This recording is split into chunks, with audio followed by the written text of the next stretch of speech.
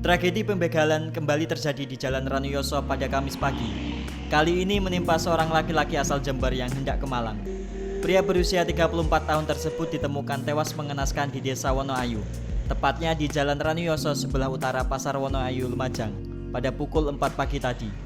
Diketahui laki-laki tersebut bernama Dwi Prabowo, kelahiran Jember yang berdomisili di Kediri, Jawa Timur. Anggota Polsek Ranuyoso langsung menggelar olah TKP pada pukul 11 di lokasi kejadian. Dengan ditemukan bukti-bukti yakni bercak darah yang berceceran di lokasi kejadian dan di helm korban. Menurut Kapolsek Ranuyoso, Ibtu Ari Hartono, terdapat luka bacok di punggung belakang serta di tangan dan kaki korban.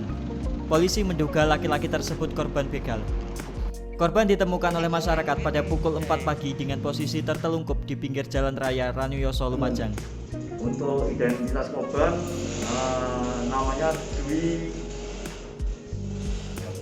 Prabowo, warga kelahiran Jember, sementara untuk tempat tinggal di Kediri, Blimbing.